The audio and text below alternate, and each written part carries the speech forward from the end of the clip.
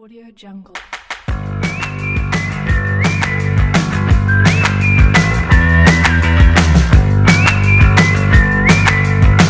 Audio Jungle.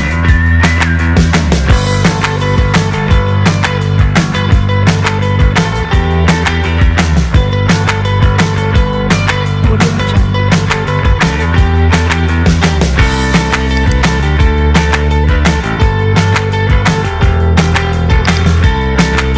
Audio Jungle. Banyak prestasi yang diraihnya, penghargaan-penghargaan baik tingkat regional maupun nasional. Jadi nanti Bapak Ibu bisa di akhir acara tanya jawab yang sebanyak-banyaknya ya, boleh tentang materi pada sore hari ini ataupun tentang pengalaman beliau, monggo digali sebanyak-banyaknya. Karena Pak Kris ini adalah sumber informasi ya, yang bisa nanti korek pengalaman-pengalamannya. Untuk mempersingkat waktu, monggo Pak Kris, saya persilahkan untuk waktu dan tempatnya. Monggo disebutkan. Terima kasih Bu Kalim yang telah membuka acara ini. Bapak Ibu, izinkan saya screen. Bisa Pak,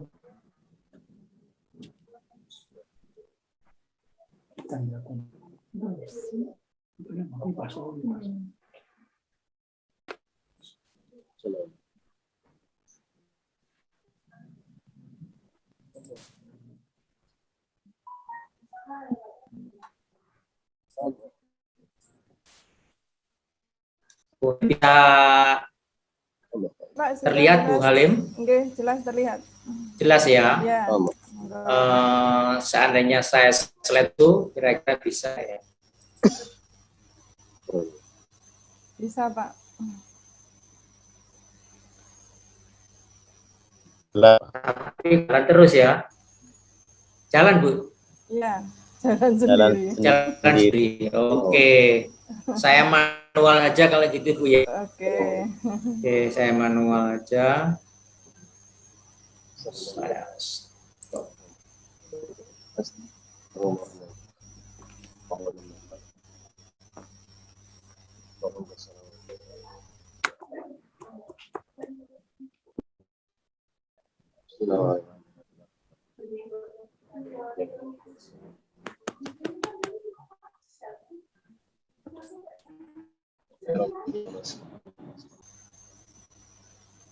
Tampak Bu ya? Tampak, Pak. Oke. Oke. Terima kasih banyak Bapak Ibu semua. Yang pertama adalah sesuai dengan judul kita,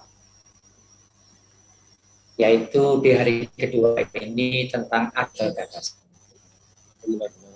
Di dalam artikel Bapasan,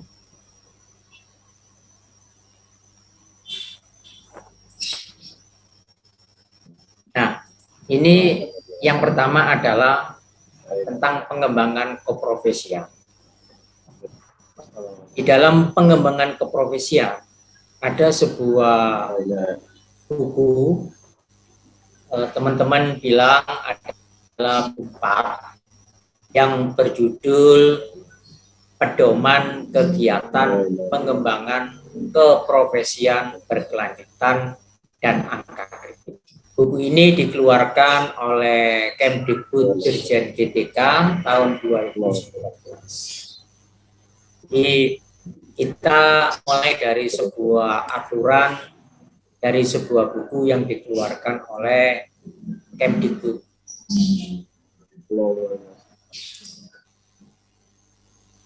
Nah,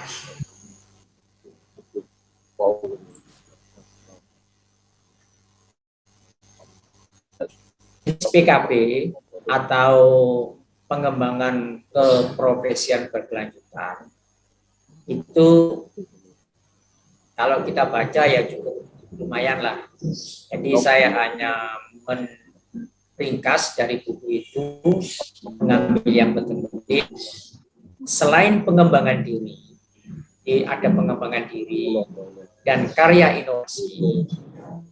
Dalam buku 4 itu juga ada tentang publikasi ilmiah. Jadi intinya di dalam buku itu ada 3 hal: pengembangan diri, karya inovasi, dan publikasi ilmiah. Nah, saya kotai ini adalah sebagai kekhususan untuk kita diskusikan hari ini. Saya mempresentasikan dalam bentuk paparan, yaitu tentang publikasi ilmiah. Untuk yang pengembangan diri dan inovasi mungkin di waktu yang lain.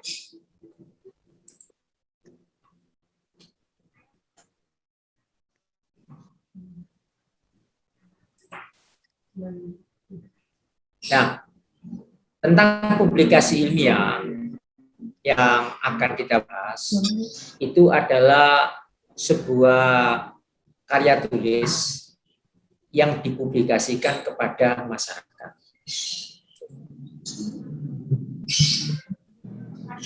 Itu pengertian dasar daripada publikasi ilmiah.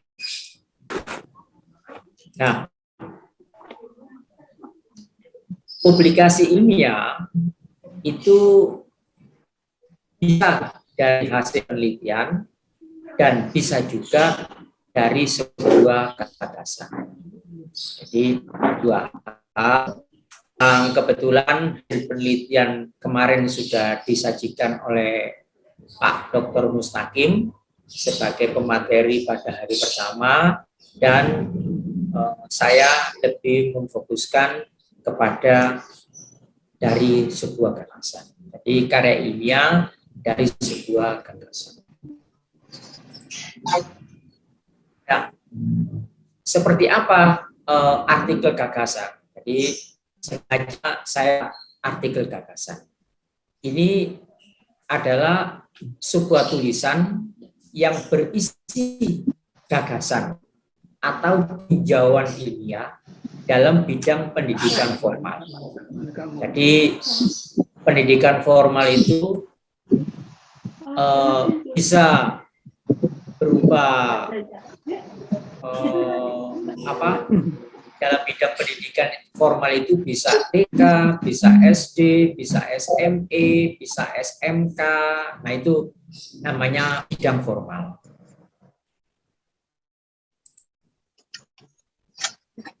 Jadi singkatnya pengertian tadi itu artikel ilmiah dari sebuah gagasan itu tulisan yang berisi gagasan atau tinjauan ilmiah. Jadi, nah, dipublikasikan. Di sini pendidikan formal ada dannya. Dan ini sengaja saya sambung, dan pembelajaran di satuan pendidikan yang dimuat di jurnal ilmiah. Jadi pendidikan formal bisa juga tentang pembelajaran. Jadi bisa kalau di dalam kemarin itu seperti kayak PTS dan PTK di bidang pendidikan secara umum maupun tentang pembelajaran yang buat di jurnal.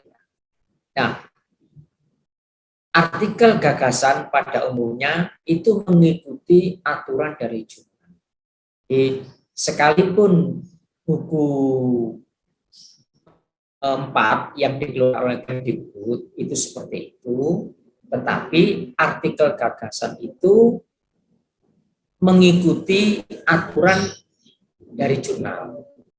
Tentu jurnal ini juga mengacu kepada buku 4. Nah, sepertinya bahasanya menuju ke jurnal gitu ya, seperti kualitas. Tetapi kualitas itu pun merujuk pada buku 4.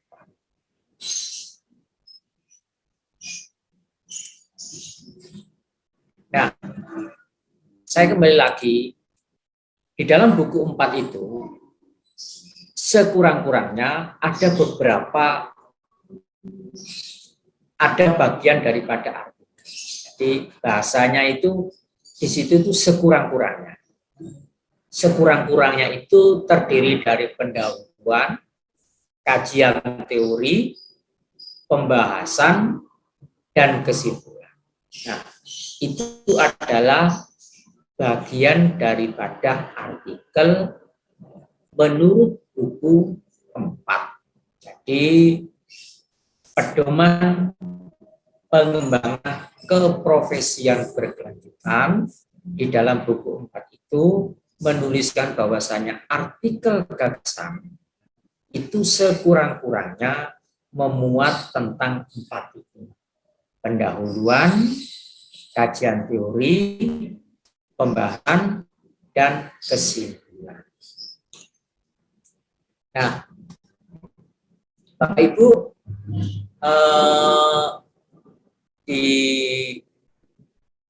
difahami lagi bahwasanya ada 4 sekurang-kurangnya. Jadi suatu ketika ada jurnal yang lain lebih dari ini, ya tidak apa-apa. Yang jelas tidak kurang daripada 4 ini, karena itu disebutkan sekurang-kurangnya. Jadi bisa lebih. Nah, lebih tadi itulah yang kembali lagi, semua ini penulisan artikel gagasan ini merunut selingkung daripada jurnal tersebut.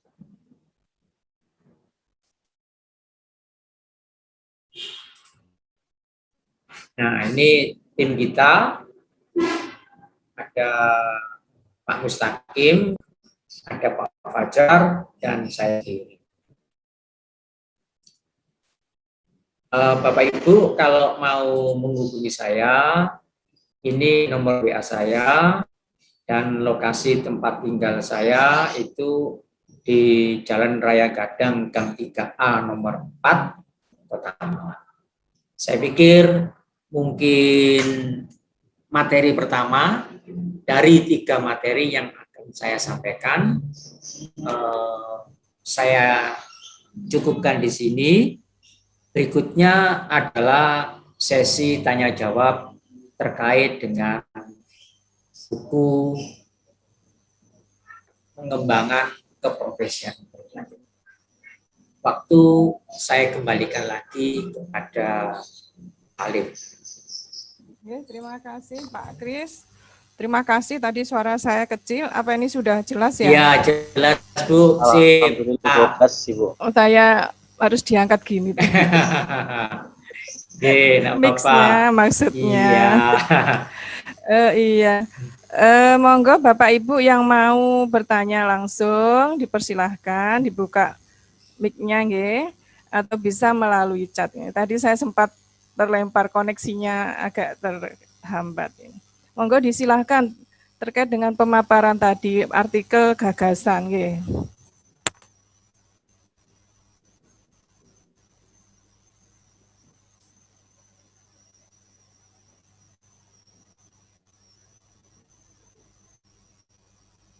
Silakan Bapak Ibu, barangkali ada yang mau menyampaikan.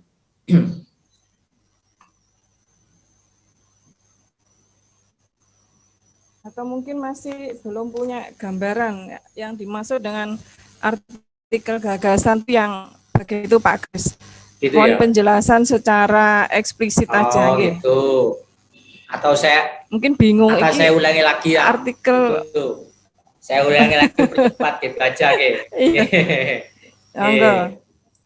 kalau begitu saya ulangi lagi agak cepat.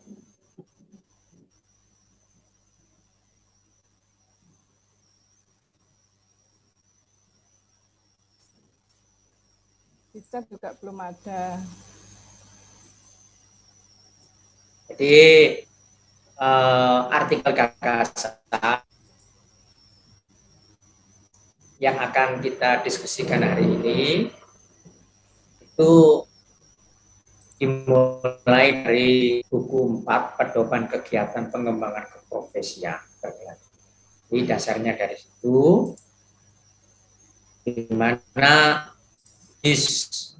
pengembangan keprofesian berkelanjutan itu ada 3, pengembangan diri, terus karya inovasi, dan publikasi ilmiah. Nah, publikasi ilmiah itu adalah salah satu pengembangan keprofesian berkelanjutan. Jadi profesi profesional. Nah, ada banyak tentang publikasi ilmiah itu. Di salah satunya publikasi ilmiah itu adalah gagasan. Publikasi artikel dari sebuah gagasan. Di konsepnya, di hasil penelitian itu, artikel bisa dari hasil penelitian atau dari gagasan. Nah, kalau pengertian artikel gagasan itu adalah tulisan yang berisi gagasan atau tinjauan ilmiah dalam bidang pendidikan dan pembelajaran di satuan pendidikan yang dimuat di jurnal ilmiah, di mana artikel gagasan pada umumnya mengikuti aturan daripada jurnal tersebut. Bagian daripada artikel itu ada 4.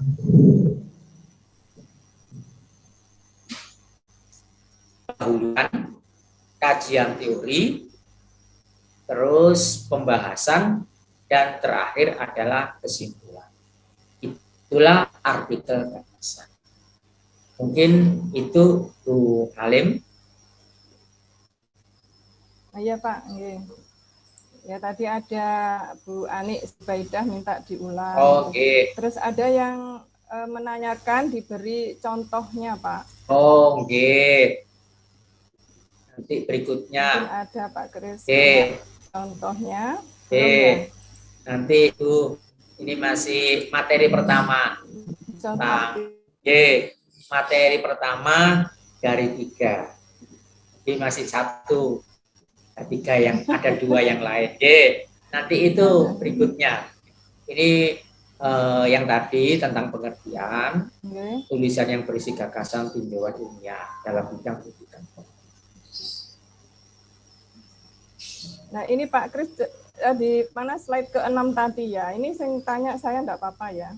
Oh, oke. Belum ada yang tanya biar kita saya share lagi kalau gitu Bu. Oke. Okay. Oke, saya share lagi. Oke Bu, silakan. Kita masih punya banyak waktu untuk biar lebih tergali. Nah ini kan silakan, ada Bu. artikel gagasan, terus dipublikasikan, kemudian jurnal.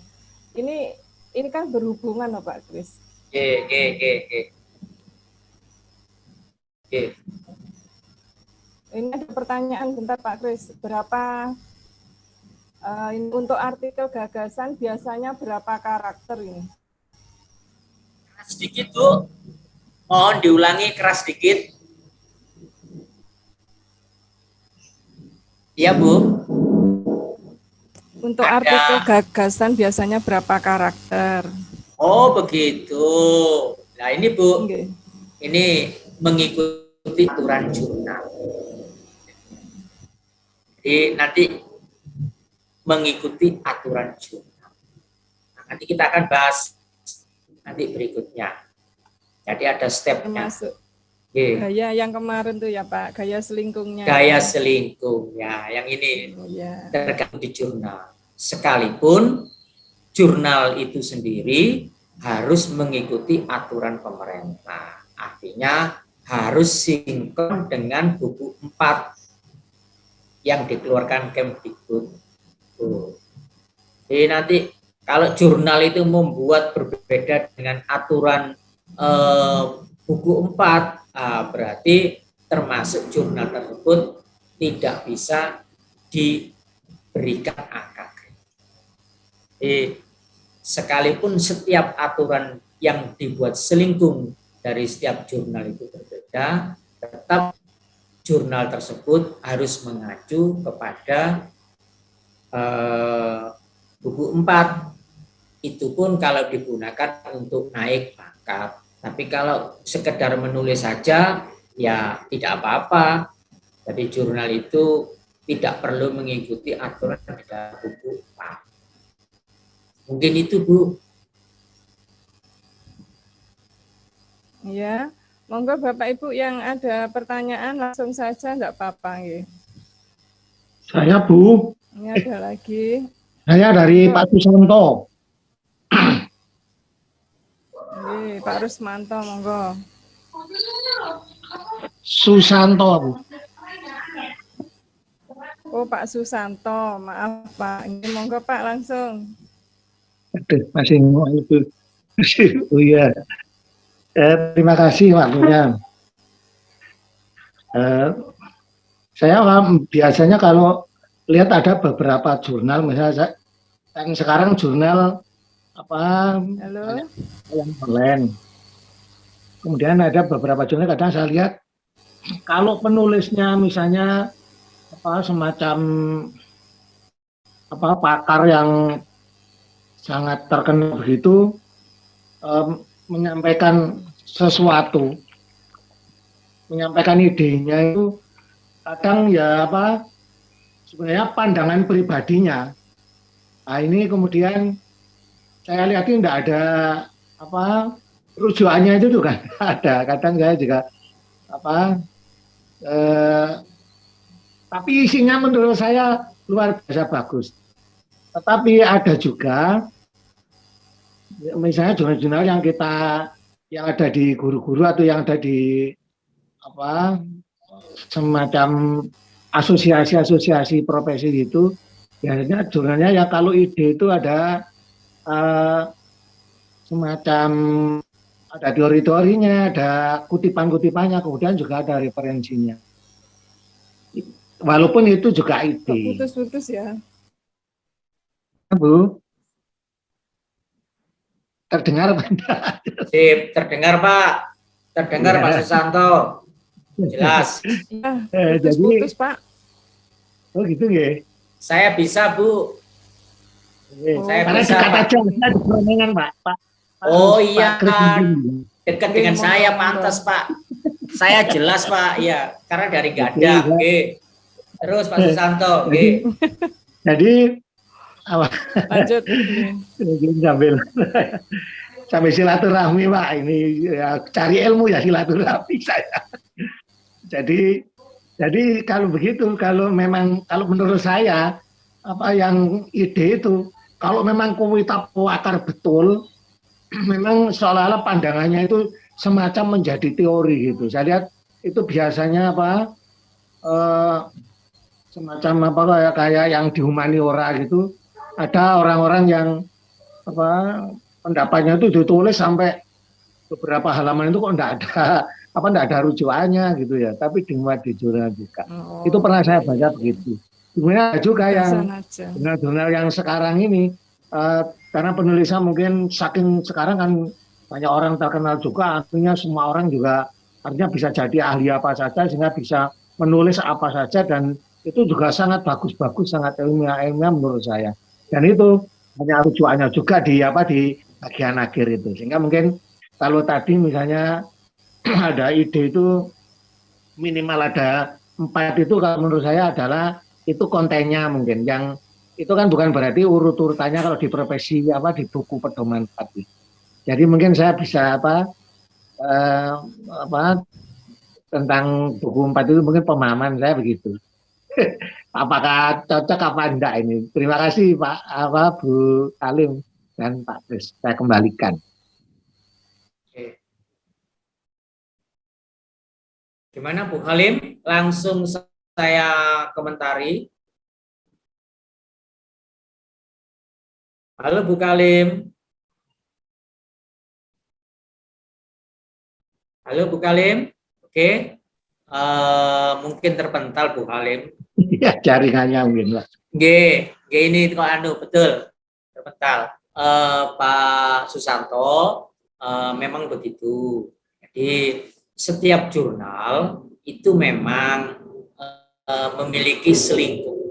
Jadi selingkuh memang spesifik, boleh-boleh saja, gitu. Tapi ketika tujuan seorang penulis artikel itu mau membuat apa tujuannya, nah, dikembalikan. Kalau mau tujuannya itu sebagai pengembangan keprofesian berkelanjutan, dianggap itu sudah profesional. Namanya aja keprofesionalan berkelanjutan. Jadi kalau melaksanakan itu berarti guru tersebut adalah profesional. Nah, kalau memang tujuannya untuk menulis artikel itu untuk naik pangkat, angka kreditnya ada, maka tetap jurnal tersebut harus merujuk kepada buku 4. Nah, memang di buku 4 itu jelas yang dikeluarkan oleh Kemdikbud. Jadi seperti apa susunannya, intinya apa, bagaimana, dan seterusnya, berapa angka kreditnya, di situ memang jelas. Jadi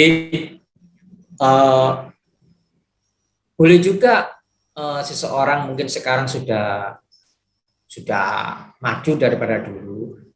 Ketika membuat sebuah tulisan, terus kemudian tulisan itu ditulis dalam sebuah buku, nah maka buku itu sebetulnya bisa dijadikan sebuah rujukan. Jadi menurut ini. Nah, beda memang ada beberapa tulisan artikel itu yang copy paste gitu ya. Bahasa kampung saya itu copy paste. Copy terus dipaste, ditempelin gitu aja. Tinggal diedit gitu loh. Nah, memang banyak memang yang beredar di lapangan, beredar di wilayah itu seperti itu. Jadi copy paste yang membuatnya ya begitu. Mungkin itu saja Pak Susanto. Nanti kalau kurang lengkap Bapak bisa nulis di WA di grup itu, grup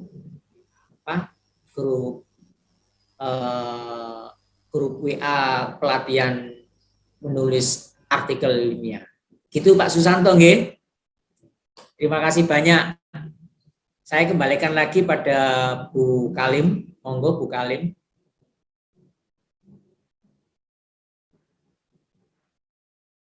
Halo Bu Kalim. Baik, sambil menunggu Bu Kalim. Koneksinya kurang bagus ini. Oke. Harus naik Saya genteng mungkin Bu. sama laptop. Ngaten nggih. Ibu Bisa ada yang terdengar bertanya ya, Pak, satu ini? Bu. Nggih, terdengar Bu. Ada Bu Farida Agustini Bu. Ini di chat ada pertanyaan, Pak. Nggih. Silakan Bu. Chat ada pertanyaan. Untuk Oke. artikel gagasan, apakah sejenis pemaparan sebuah ide atau kritisi terhadap masalah di dunia pendidikan? Terima kasih. Ya, betul. Sebetulnya Ibu tadi atau Bapak atau Ibu tadi Bu yang bertanya? Bu Bu Kalim. Ina Hafid, Pak. Oh, oke. Nah, ini Bu lihat lagi pengertiannya.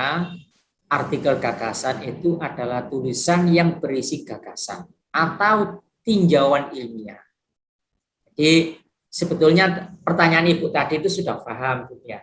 Mungkin masih ragu, benar tidak gitu loh. Masih meragu. Nah, sekarang saya perjelas gitu loh. Jadi artikel gagasan itu adalah tulisan yang berisi suatu gagasan atau ide, atau bisa juga tulisan yang berisi tinjauan ilmiah. Jadi ya, tinjauan ilmiah. Nah, itu gagasan.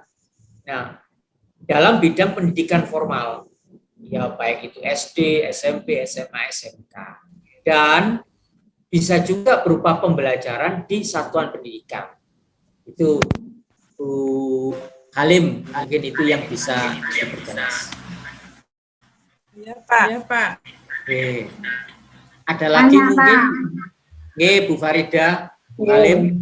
Assalamualaikum warahmatullahi wabarakatuh. Waalaikumsalam warahmatullahi wabarakatuh. Pak, saya mau tanya tentang best practice, Pak. Kalau misalnya saya punya best practice yang katakanlah dari sekolah saya, itu kalau mau itu apa termasuk artikel gagasan? Dan kalau itu misalnya artikel gagasan itu kalau mau istilahnya itu perlu dilengkapi dengan apa itu yang orang-orang terkenal itu loh Pak, apa namanya tuh, pustaka, kajian pustaka. Kalau misalnya best practice, terus mau dijadikan artikel gagasan, mau dipublikasikan menjadi jurnal, itu perlu dilengkapi dengan kajian pustaka begitu Pak. Oke. Sampun Bu, gitu Sampun, Pak. aja, nggak ada tambahan lagi. Tambahin kopi, tambahin apa, es jeruk gitu, enggak Bu. Baik Bu Farida, sebetulnya best practice itu adalah materi hari pertama Bu di Pak Mustaqim sebetulnya. Tapi enggak apa-apa, berhubung itu tanya ya saya jawab. Best practice-nya Ibu, kalau Ibu sudah punya, itu Ibu mau jadikan sebuah artikel. Ada aturannya di dalam jurnal kualitas. Jadi, kalau Ibu ada, nah nanti Ibu coba kirim best practice-nya Ibu. Itu Bu ya. Ibu coba kirim, nanti akan ditanggapi oleh tim jurnal kualitas. Jadi tulisannya Ibu begini, tolong diikuti begini, bla bla bla dan seterusnya. Yang jelas itu bisa Bu. Jadi best practice itu dijadikan sebuah artikel yang dimuat di jurnal kualitas. Itu Bu ya. Itu Pak. Saya edit dulu. Ini kan apa yang sudah terjadi di sekolah. Kan best practice itu biasanya kan apa adanya begitu ya. Terus kalau mau saya kirimkan di situ, saya tambahi gagasan-gagasan kajian-kajian pustaka seperti sistematikanya yang ditunjukkan yang di slide sebelumnya ini ya Pak. Betul. Baru saya kirim. Betul ya. Alamatnya nanti apa ya? Nanti panitia akan memberikan alamat, Ibu akan mengirim di situ. Tidak apa-apa Ibu, kurangnya di mana, tidak apa-apa, nanti dikirim, nanti akan dibimbing oleh panitia Bu.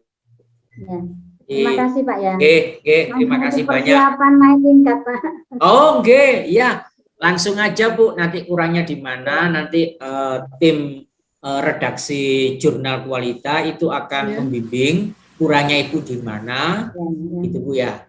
Ya, gitu aja Bu. Terima kasih Pak. Jadi semakin cepat semakin baik Bu. Kirim aja kurangnya di mana, baru nanti ada pendampingan terkait dengan bagaimana memperbaiki tulisan tersebut yang kemudian layak untuk diterbitkan di majalah di jurnal kualitas. Itu Bu nggih. Nggih, dibimbing ya Pak. Siap.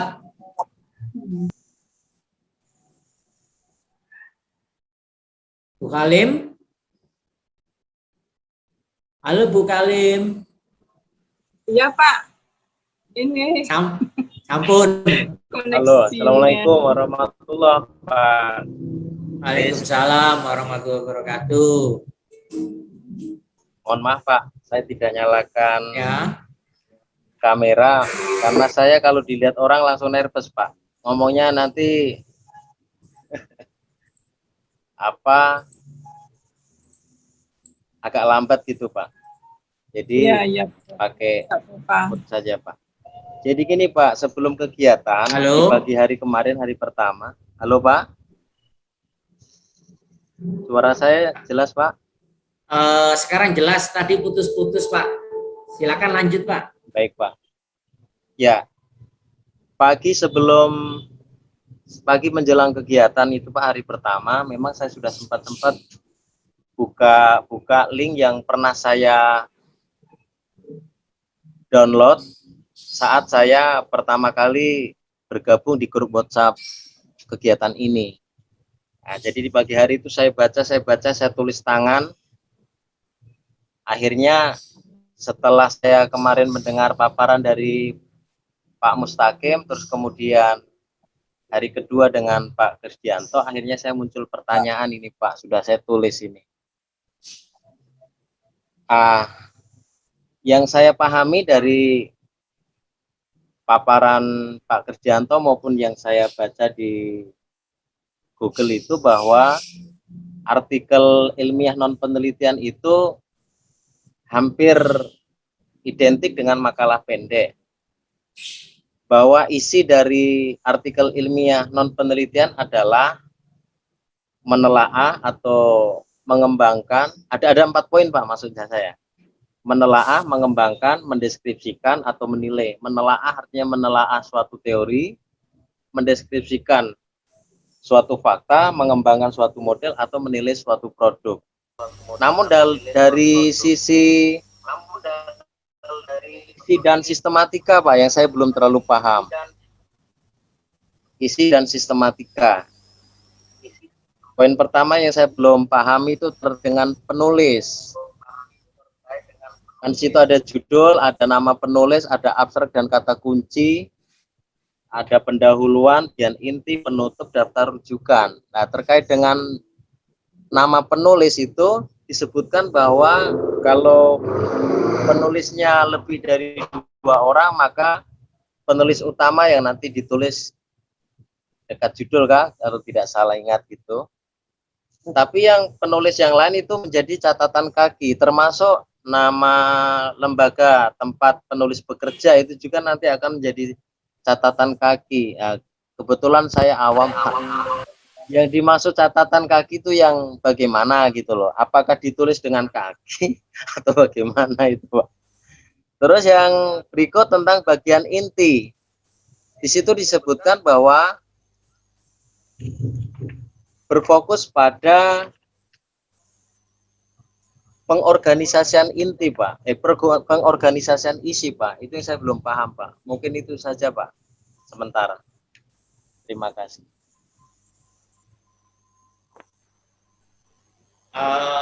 Baik Pak Rusmanto, ada konsep dari pembelajaran dulu namanya CTL, Contextual Teacher Learning. Ada yang nambahi teacher and learning. Intinya pembelajaran itu guru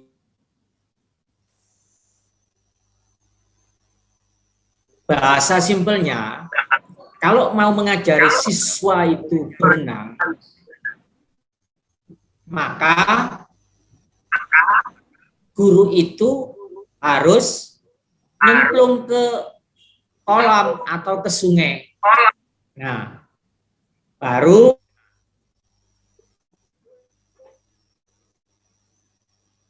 jadi bahasanya itu kalau mau mengajari renang, ya harus masuk di air, baru bisa mengajari. Jadi sehebat apapun narasumber, pakar, kalau mengajari teori berenang itu masih berbicara di atas meja atau di atas kursi, maka itu tidak kontekstual. Jadi mengajari renang digawatkan PowerPoint, dijelaskan ini tangan, ini posisi kepala, ini posisi punggung, posisi dada, posisi kaki, nanti cara menghirupnya begini, nanti cara mengayunnya. Nah, itu tidak kontekstual. Jadi, nah, kembali lagi seperti itu. Kalau mau mengajari renang itu kontekstualnya itu ya masuk dalam air. Ini caranya meluncur, telusur, itu aja. Ternyata hanya beberapa menit anak sudah bisa.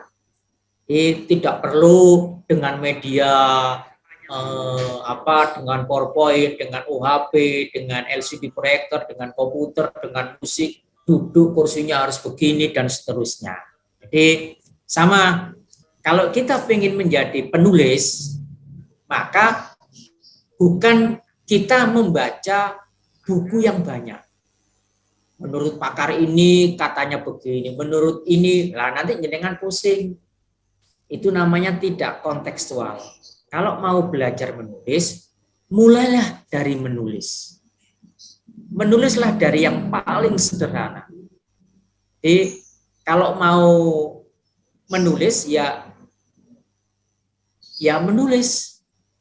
Jadi bukan membaca literatur yang banyak menurut teori-teori begitu, Pak. Tetapi kalau mau menulis ya belajarlah dari menulis. Ya kita harus menulis sesederhana apapun. Jadi lama-lama nanti bisa tulisan itu. Nah, demikian pula dengan tulisan artikel gitu. Jadi mulailah dari yang paling sederhana. Jadi menulis artikel itu harus memulai berapa tulisan kita. Nah, nanti kalau tulisan kita sudah banyak, maka kita sudah lihai. Sama dengan berenang tadi. Jadi ya kontekstualnya harus di atas air. Telusur, oh begini nanti ketemu.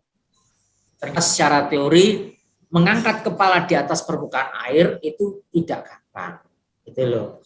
Jadi meskipun teorinya kepala kadang-kala di atas air, kadang-kala di permukaan air, kadang-kala di bawah, ternyata tidak gampang. Tapi dengan kontekstual di atas air, kita langsung belajar ngajari anak-anak itu di air, maka nanti dia akan ketemu, oh begitu.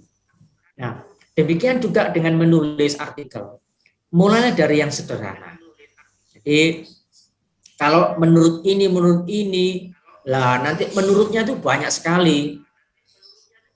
Yang profesor, yang doktor, itu banyak sekali di Indonesia. Nanti kalau satu persatu beda.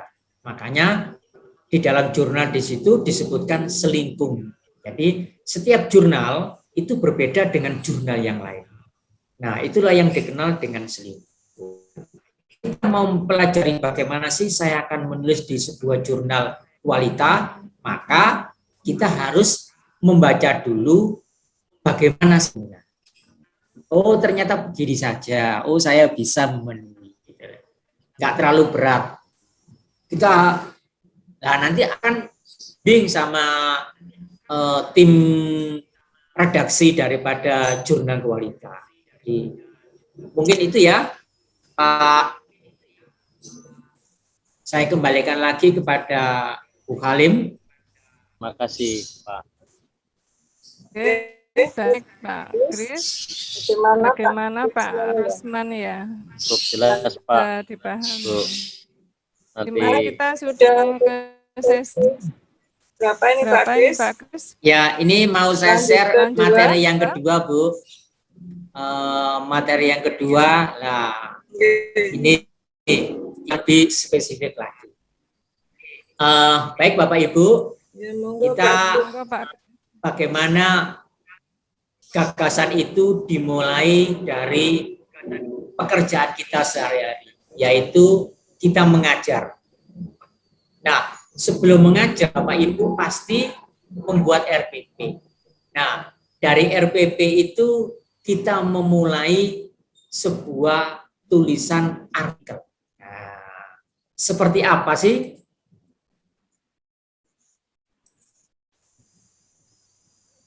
Nah, kita akan mereview RPP.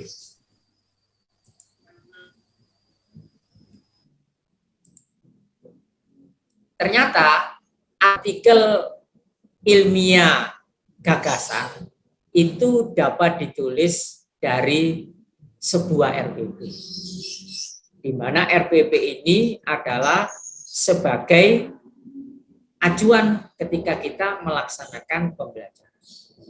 Jadi, menulis artikel itu bisa dari sebuah gagasan atau ide. Dari mana? Ya dari RPP aja paling gampang. Karena Bapak Ibu pernah mengajar. Karena memang pekerjaannya mengajar. Dan setiap Bapak Ibu sebelum mengajar itu membuat RPP. Nah, oleh karena itu, kalau bisa RPP-nya buat sendiri. Tidak mencontoh dari yang lainnya. Kecuali dikerjakan bersama di dalam sebuah MGMP, musyawarah guru mata pelajaran. Nah, Bapak Ibu, ini sebuah review RPP hukum Loren. Nah, Loren ini nama orang, Bapak Ibu. Hukum Loren. Ini adalah untuk pelajaran fisika. Nah, seperti ini Bapak Ibu.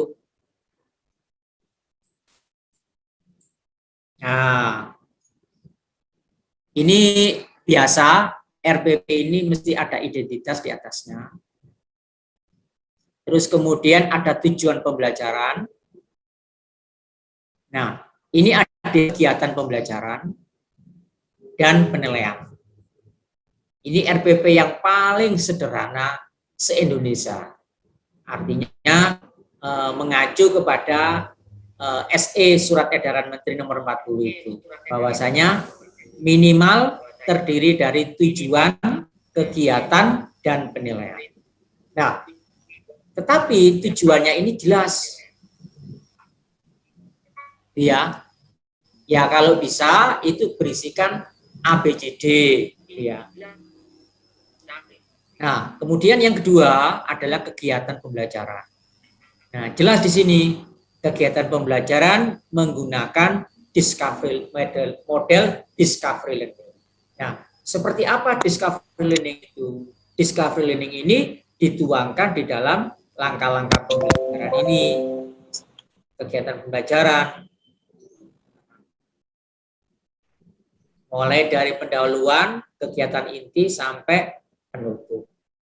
Nah, baru terus kemudian tentang penilaian pembelajaran, baik itu aspek sikap, pengetahuan maupun keterampilan. Kemudian dengan teknik observasi, penugasan, dan penilaian praktek. Nah, bentuk instrumennya lembar observasi sikap, soal uraian, dan lembar pengamatan.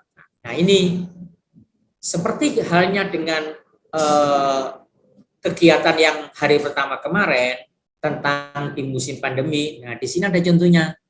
Ini menggunakan LMS Google Classroom. Nah, di sini judulnya kayak login, passwordnya ini ada. Bapak Ibu nanti bisa mencatat dan bisa membuka seperti apa sih pembelajaran tentang hukum Loren ini dengan menggunakan LMS Google Classroom. Karena di dalamnya memang ada tentang presentasi, ada video pembelajaran, ada bahan ajar, ada LKPD, lembar kerja peserta didik, gitu loh. Dan semua itu sikap, soal, sikap, pengetahuan, keterampilan, semua itu ada penilaiannya. Berikutnya, kalau sudah seperti ini, Bapak Ibu, saya pikir sudah banyak yang terbiasa membuat RP, saya pikir tidak terlalu asing. Waalaikumsalam. Bapak sebentar, Bapak ya.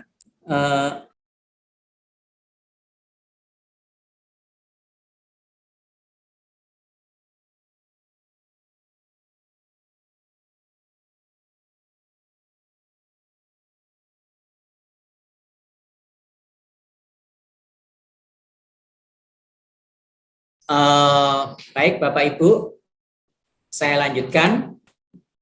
Nah, Bapak Ibu sekarang buka ini alamat ini pakai browser yang lain, ClassPoint app. Coba sekarang. Nanti Bapak Ibu bisa masukkan kode Classroom di pojok.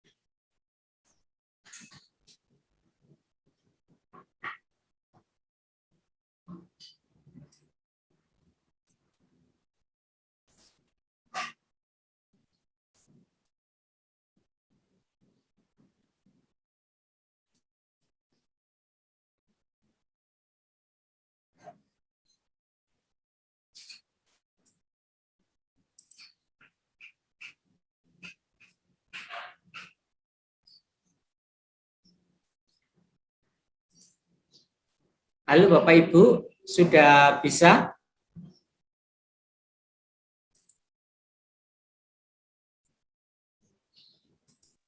Belum, Pak. Masih Anu, masih kelas poin bisa? Belum. Kelas poin APP? Maksudnya Chrome apa Google ya yang enak ya? Ya terserah Pak, pakai Google Class, pakai Chrome bisa, pakai yang lainnya. Apa itu? Pokoknya yang lainnya nggak apa-apa lah. Yang penting bisa masuk kelas poin up ini Bapak. Pak Kris Yun Sewu, ini kelas Ya. kodenya tidak valid. Kita masukkan Betul. 76139. Kelas kodenya tidak valid, betul Bu. Iya, terus kita join nggak bisa masuk, Pak. Iya betul, jelas Bu. Ini saya lagi ini apa?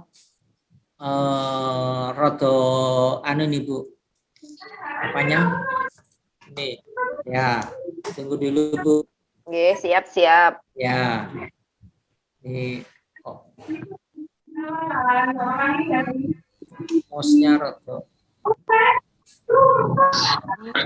76139. Ini yang lama Pak, yang tadi malam ini Pak. Sekarang ini sudah berubah lagi. Ini kok mouse-nya lagi ngadat ya. Oh, berubah kodenya ya? Oke. Rodenya berubah Pak. Ini mouse saya lagi ngadat ini.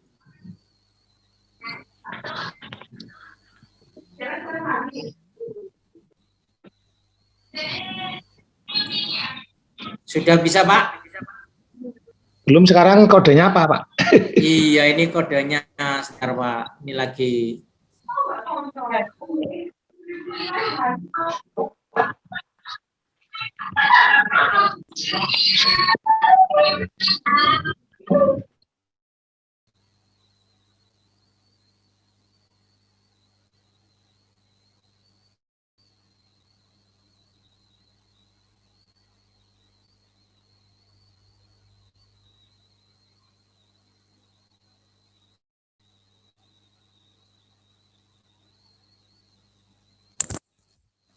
Pak Kris, mic-nya Pak Kris.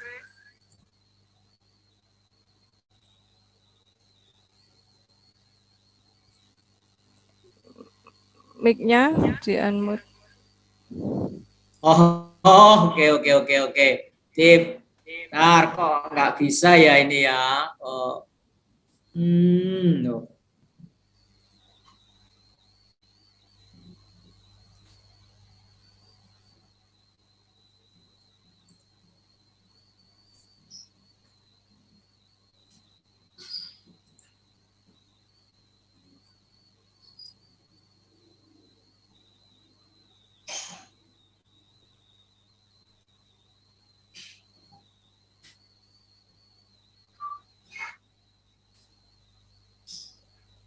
Wah, kok berubah?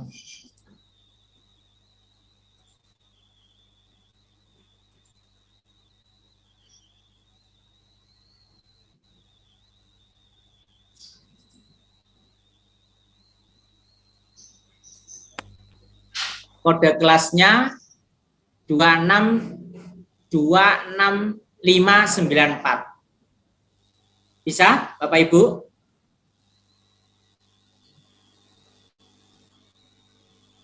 Baru satu yang bisa.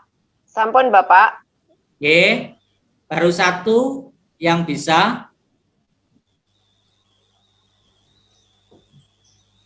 4 orang yang sudah join. 7 orang yang join. 8.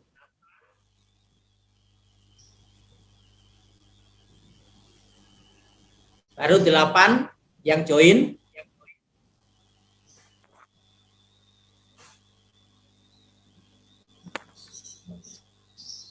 Dari 37 peserta, baru 8. 9. Ada 9 partisipan.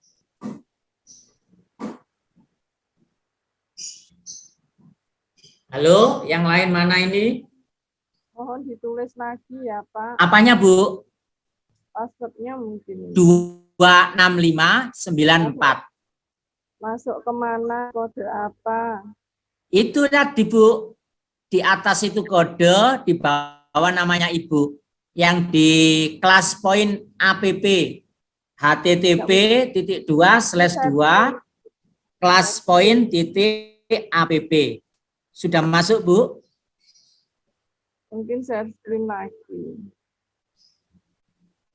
Tolong di-share lagi Pak. Ibu sudah masuk di kelaspoin.app? Belum. Oh belum, coba Bu diketik http kelaspoin.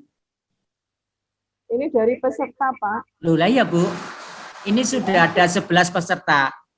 Ini dari Nah, peserta. ini sudah 2 menit. Ini ada yang jawab hukum Loren.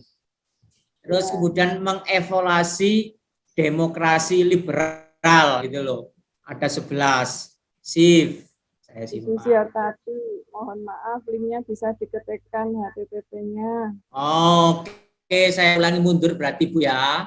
Ya. Oke, saya mundur. Saya ulangi lagi Bapak Ibu.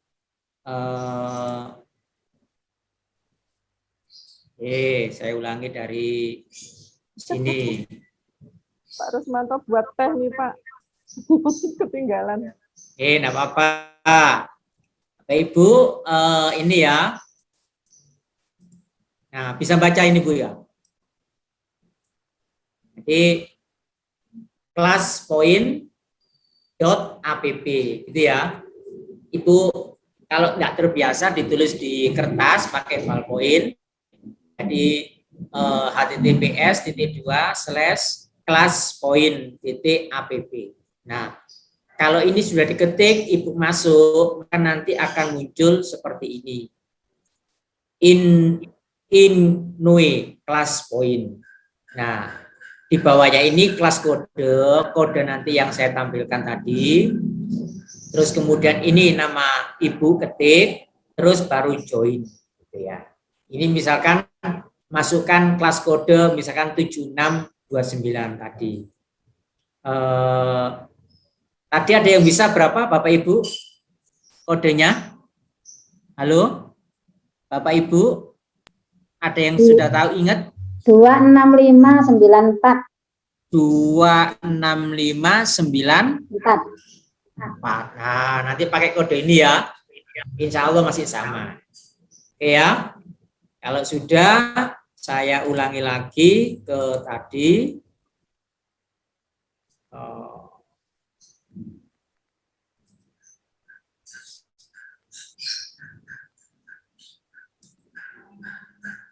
26594 sudah ada 15. Wes, mantap. View respon. Nah, ini responnya. Terus sekian.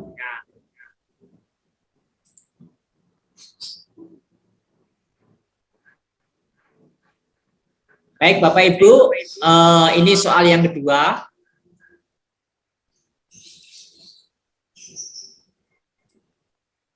Nah, ini soal kedua, short answer. Tentang tujuan. Sebutkan tujuan pembelajaran dari aspek keterampilan. Bapak Ibu.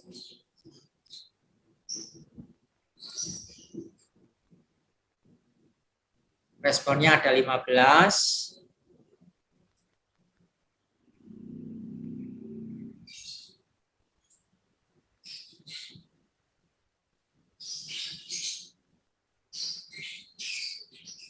Ini waktunya 2 menit.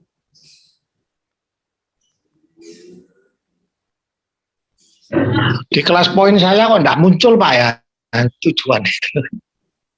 Oh gitu tak? Ya mungkin suruh sabar mungkin Pak. Ini sudah 17. Melaksanakan percobaan ya gini. Ada 17 responden yang masuk ini Pak. Enggak masuk. Sekarang masuk Pak tujuan. Insya Allah sekarang ada. SA tujuannya, sebutkan tujuan pembelajaran dari aspek keterampilan. Sudah ada 18 yang total semua classroom.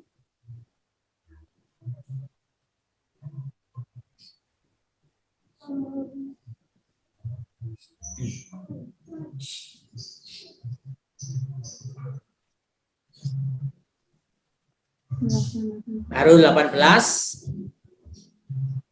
peserta.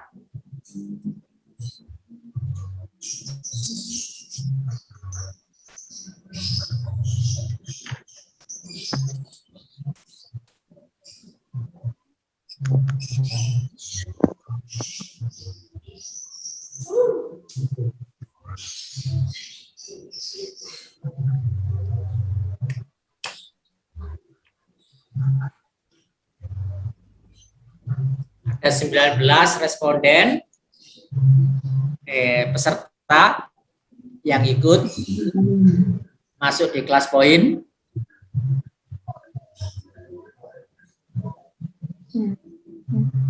Woi, ada 6, 7, woi banyak, sip, mantap.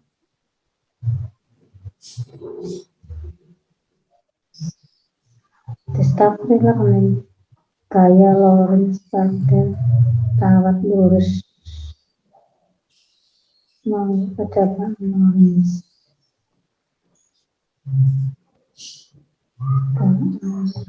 Waktu kurang 13 detik. Ada 20 yang bisa masuk di kelas poin. Siapa saja saya bisa lihat nih, klik to view. Animasi. Oke, waktunya sudah habis. Nah, Bapak Ibu, ini saya bisa tahu melaksanakan percobaan hukum, siswa membuat suatu karya, siswa terampil. Nah, semua ada sip for review. Tadi, Bapak Ibu masih penasaran untuk yang ketiga? Ya. Iya. You respond. Masih maaf. Salah satu. Loh, kok 4 ini? Mestinya 3, maaf. 3. Punyaan saya belum tampil, Pak. Ya, sabar, Pak. Yang pernah biasa dalam RPP Discovery Learning. Pembelajaran ini susah. Model pembelajaran Discovery. Ya, Discovery itu. Nggak bisa menulis, Pak. Ya? Nggak bisa menulis. Bisa menulis. Iya, ini masih Pak, masih apa? Masih proses, Pak. Iya, ini kok loh. Ini kok langsung lompat 4 ini. Ibu menyampaikan manfaat hukum filsafat dalam kehidupan sehari-hari. Sudah ada ini. Resta. Oke, yang keempat, Pak. Oh, langsung ke. Iya. 3-nya lompat, Pak. Jadi SA short answer pendahuluan. Pada sesi pendahuluan, pembelajaran ada 4 kegiatan guru. Salah satunya adalah guru memberikan motivasi. Bagaimana bentuk motivasi guru kepada siswa? Nah, ini biasanya ada di dalam RPP. Jadi pemberian motivasi. Perlukah motivasi itu diberikan guru kepada siswa? Pemberian motivasi ini seberapa besar signifikansinya di dalam pelaksanaan pembelajaran itu? Kode kelasnya 26594 masih tetap ada 22 yang aktif bisa masuk di kelas poin.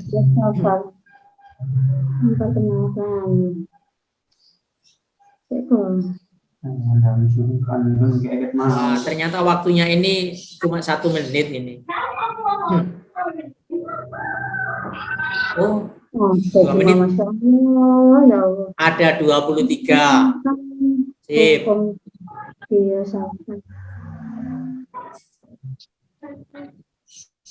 Ada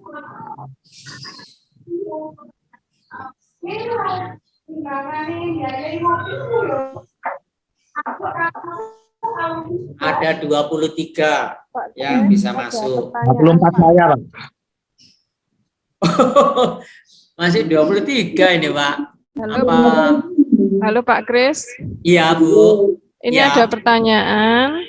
Maaf untuk jawabnya ini berdasar RPP yang Bapak tayangkan tadi atau RPP secara umum. Secara umum, Bu. Secara umum. Oke. Bu. Nggak apa-apa. Monggo. Save for review. Oke. View responden. Nah, ini jawabannya responden. Saya jadi itu. Oke.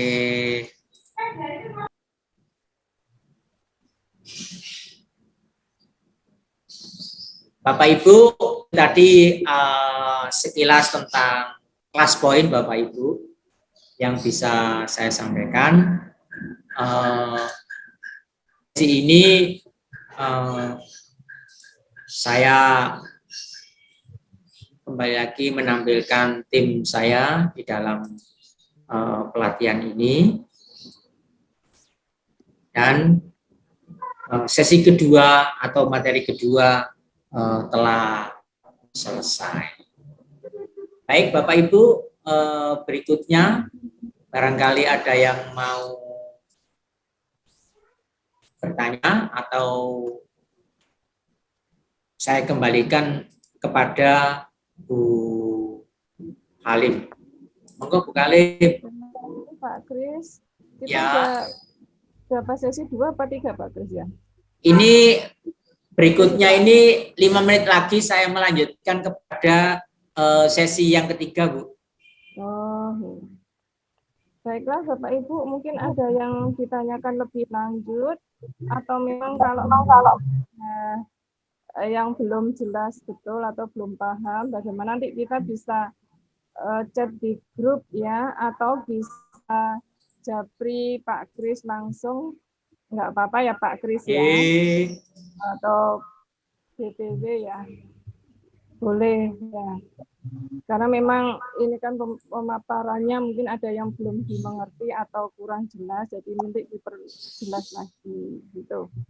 Apa yang ada mau ditanyakan silahkan, bisa langsung atau melalui chat. Kita masih punya waktu beberapa menit sebelum kita lanjutkan ke sesi yang terakhir ya Pak.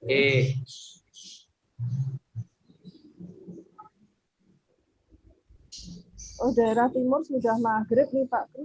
Oh gitu ya, Papua. Ya, enggak apa-apa. Nanti berikutnya Bu, enggak apa-apa ditinggal aja kalau memang sholat maghrib. Ya. Bagaimana cara memperoleh kelas kode Pak Kris? Oh gitu.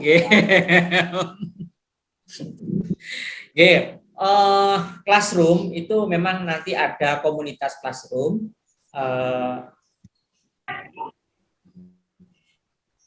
Monggo Bapak Ibu kalau berminat nanti saya memang classroom ini kelas poin ini membeli, jadi sebuah aplikasi yang menempel otomatis di di PowerPoint.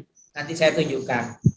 Kebetulan ada diskon murah ini, tidak seperti saya kemarin saya beli kelas poin itu harganya 1.500.000.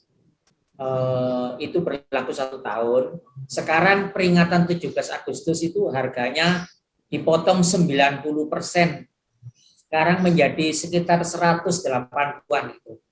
Itu langganan untuk 1 tahun.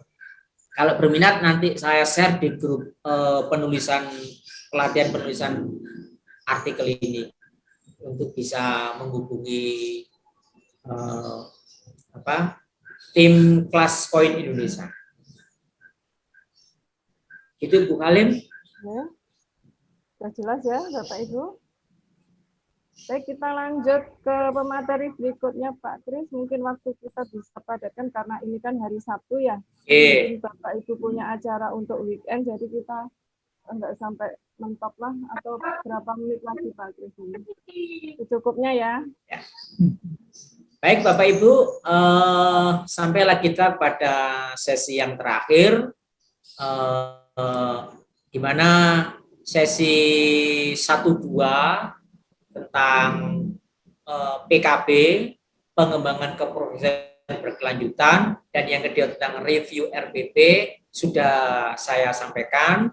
Sekarang ini adalah materi yang terakhir. Nah, judulnya adalah outline artikel. Nah, Bapak Ibu tentu bertanya, apa itu outline artikel? Nah, outline atau kerangka karangan merupakan alat bantu. Jadi, outline ini hanya alat bantu. Tidak pakai alat juga bisa. Kita makan, alat bantunya apa? Piring dan sendok. Tanpa piring dan sendok, ya bisa saja kita makan. Namanya juga alat bantu. Kita menggali tanah, alat bantunya adalah cangkul. Apa bisa menggali tanah tanpa cangkul? Ya bisa saja. Nah, outline ini adalah alat bantu. Alat bantu untuk menulis artikel.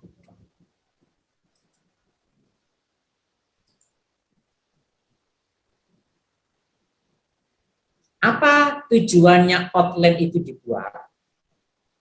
Outline itu dibuat agar proses penulisan artikel Anda lebih fokus dan terarah. Nah, outline artikel itu akan membantu kita di dalam menulis sebuah artikel gagasan. Setelah Anda mengembangkan ide dari sebuah RPP, sekarang kita bisa merangkum menjadi sebuah outline. Outline sebuah artikel dari suatu gagasan.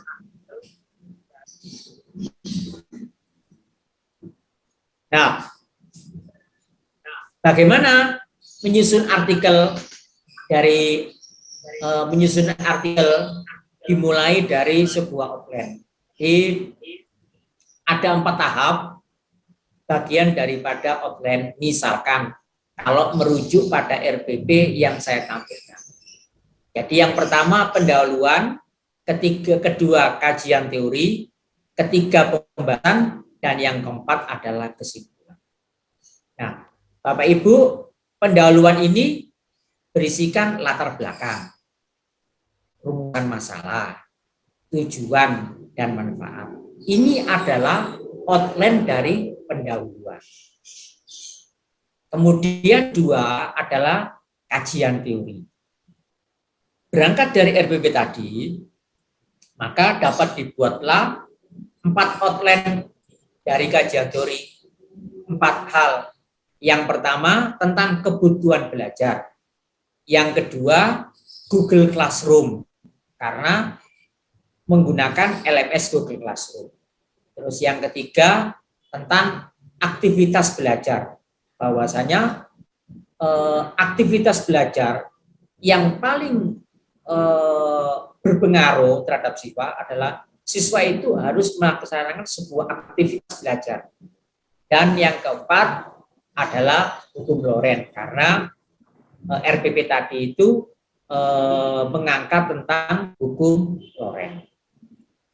Terus kemudian bagian yang ketiga outline itu tentang pembahasan. Nah, di dalam pembahasan itu bisa tentang penilaian. Jadi hasil penilaian aspek sikap siswa, kedua pemahaman siswa atau pengetahuan, yang ketiga keterampilan siswa. Bagaimana keterampilan sesuai dengan tujuan pembelajaran yang tadi di atas di RPP. Nah, kalau Bapak Ibu sudah bisa menyusun outline seperti ini 3 ini, maka semakin mudah untuk membuat sebuah artikel. Dan ini yang tadi pendahuluan, kajian, pembahasan. Nah, baru berikutnya setelah tadi pendahuluan, kajian teori, pembahasan, ini sekurang-kurangnya menurut buku 4. Yang keempat adalah penutup. Itu berisi kesimpulan dan saran. Nah, maka outline-nya seperti itu. Dan kalau perlu diberikan pustaka. Jika perlu. Nah, ini adalah menyusun artikel yang kedua. Dan kalau dituliskan semua seperti ini Bapak Ibu. Jadi sehingga menjadi 16 nomor. Menyusun outline artikel. Dimulai dari pendahuluan tadi ada 4, latar belakang.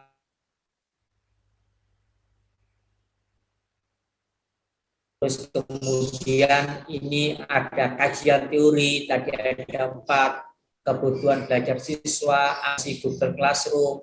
Yang pembahasan tadi ada 3, sikap, pemahaman, keterangan siswa, dan kesimpulan rekomendasi. Tambah lagi 1:17 boleh tentang pustaka, kajian literatur pustaka. Bapak Ibu, ini adalah lembar kerja, tugas yang saya berikan kepada Bapak Ibu peserta semua.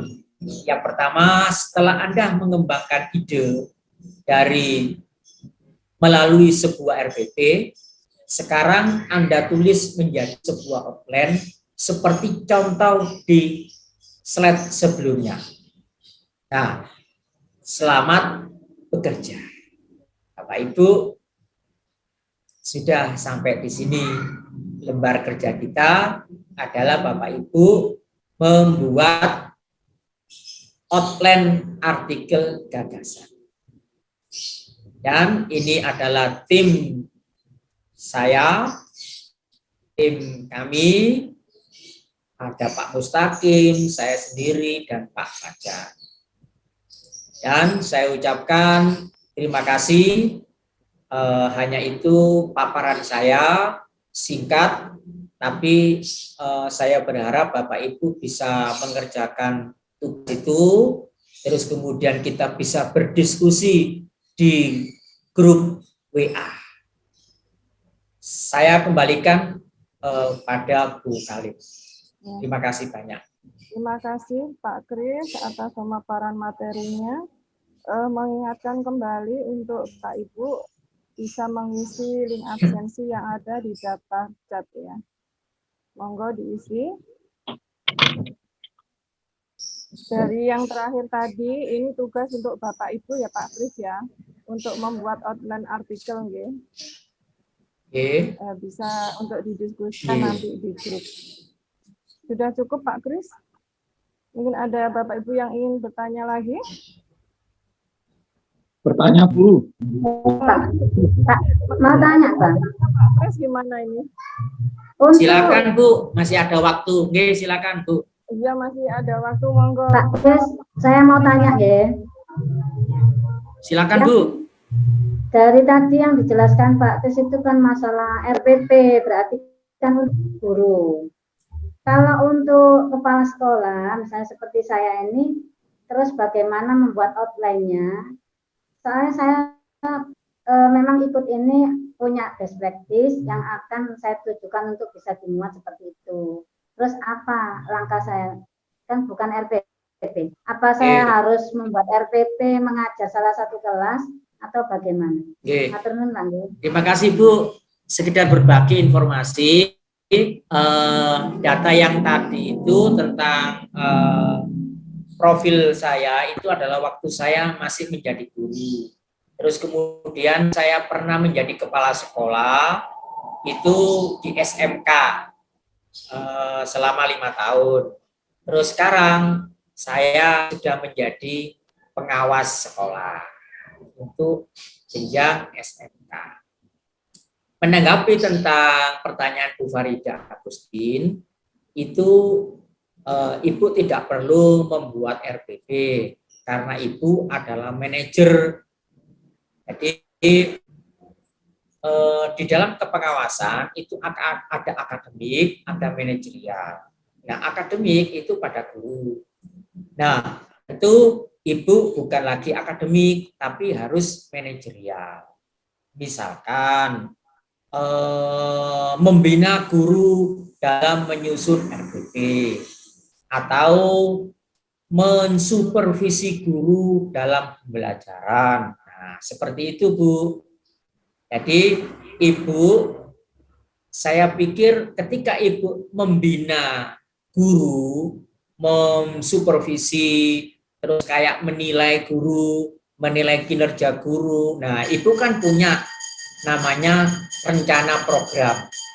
Nah, rencana program penilaian pembelajaran guru. Nah, rencana itulah yang Ibu kembangkan menjadi sebuah outline. Kalau boleh tahu, Bu, best practice-nya Ibu judulnya apa, Bu?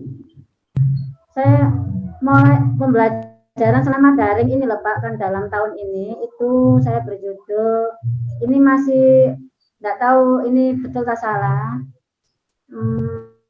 mulai dari WA sampai LMS dan website sekolah. Jadi itu aneka pembelajaran yang dilakukan guru itu saya dokumentasikan. Kemudian di sekolah saya itu sudah saya programkan dan sudah jalan, tapi baru 75% tentang penggunaan LMS model, kemudian dan dikembangkan ke website sekolah. Ini saya juga dalam bimbingan Pak Sukari. Jadi ini memang kan sepertinya sulit Pak, tapi saya tetap harus saya jalankan sampai berhasil. Nah, ini saya anggap best practice saya dalam 1,5 tahun ini, begitu. Bagaimana Pak? Oke, sip, mantap, Bu. Itu namanya supervisi pembelajaran. Jadi sebelum Ibu mensupervisi di lapangan atau di kelas, maka Ibu harus memantau perangkat guru, persiapan guru mengajar, mulai dari RPP, telaah silabus, silabus itu sendiri, dan seterusnya. Itu nanti coba Pak, saya kirim penjenengan ya Pak ya, nanti diberi arahan. Oke, siap Bu. Lebih baik begitu Ibu ngirimkan ke saya, nanti kita diskusi.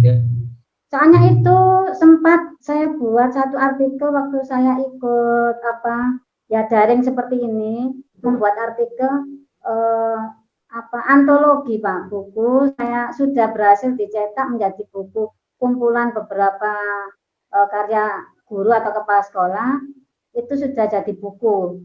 Judulnya Meraih Bintang di Bumi Nusantara itu. Mantap. Jos, sip.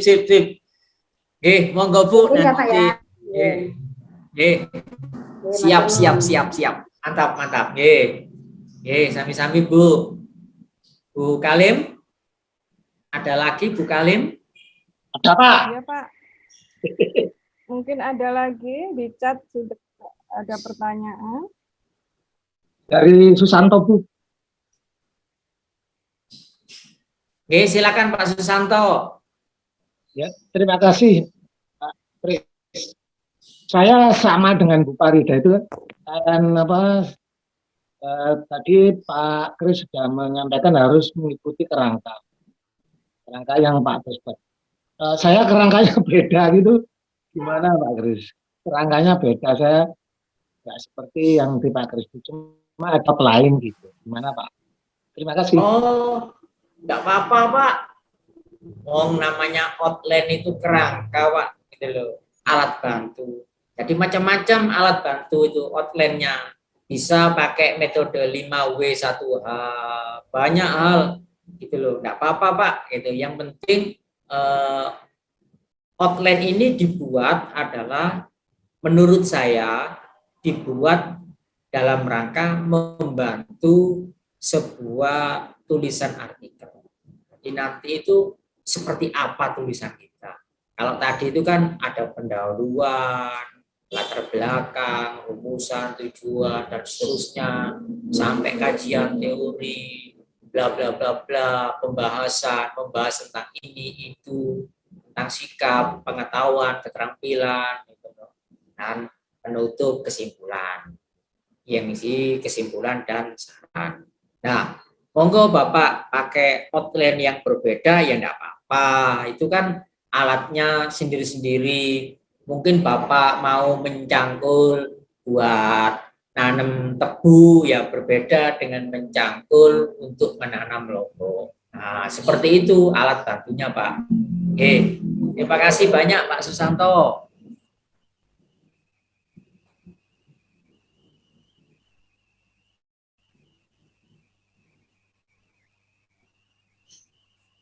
Halo Pak Kris. Ye, silakan Bu. Oh, bisa dengar suara. Ini Ya. koneksinya ini aduh. Ya. Gangguan ini Pak Kris.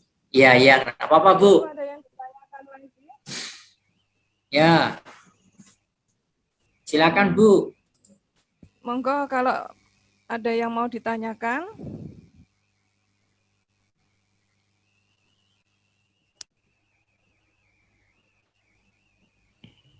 Enggak ada ya. Bisa nambah usulan boleh enggak pada Oke, monggo, panitia? monggo. Saya Sinar Boleh, dari Jawa Tengah, Bu.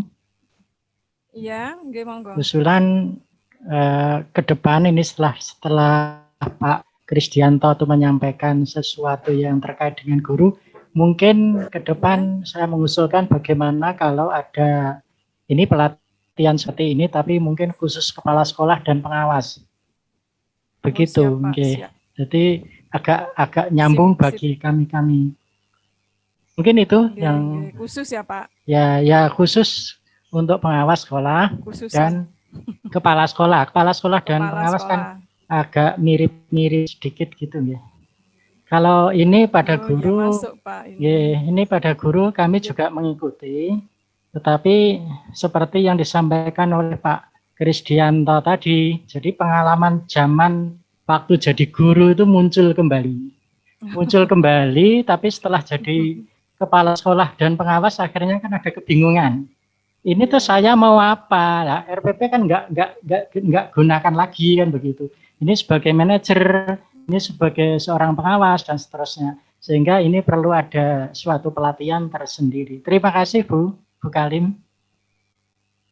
Nggih, terima kasih Bapak. Siap lanjutkan. Nanti kita meetingkan ya Pak Kris dengan tim yang lainnya. Siap. Nggih, terima kasih masukan yang bagus sekali. Mungkin ada lagi Bapak Ibu Ada satu, yang lain? Bu. Monggo. Satu lagi. Saya Nggih, Susanto. monggo. Susanto, Bu. Pak Kris Susanto. Pak Susanto, silakan. Ya Pak, terima kasih. Ini tadi ada gaya selingkungnya. Kita kan lebih enak kalau lebih tahu itu, misalnya gaya selingkung satu jurnal. Misalnya Pak Kris yang ada pengelola jurnalnya itu, gaya selingkung itu kayak gini loh, yang tulisan Anda itu harus ada gininya, tidak boleh begini. Itu kalau bisa dijelaskan gitu Pak, sehingga kami punya gambaran tidak awang-awang. Tentang gaya selingkungnya itu, sehingga kami tulisannya ternyata harus begini kalau yang sehingga lebih kami lebih bisa mengeksekusi tugas. Terima kasih Pak. Mungkin dari Pak, ya Pak, dari jurnalnya tadi kualitas tadi yang tadi Pak. Terima kasih. Terima kasih Pak Susanto. Insya Allah nanti hari ketiga akan disampaikan sama panitia. Monggo Bu Kalim. Iya. Sudah Pak Kris, kita akhiri. Bagaimana teman-teman semua, Bapak Ibu? Setuju? Ya. Masih nambah lagi? Sudah cukup Bu. Sudah cukup ya. Oke, di sesi akhir mari kita potret bersama sebelum kita tutup ya. Mohon dinyalakan kameranya. Oke, kita action. Slide pertama, Bapak Ibu saya tunggu. Oke. 1, 2, 3. Sekali lagi. 1, 2, 3. Oke, kita lanjut. Ini kameranya kok banyak yang tidak dibuka ini Bapak Ibu, mana ya? Sudah malmingan nih. Ayo tampil wajahnya. Monggo saya tunggu.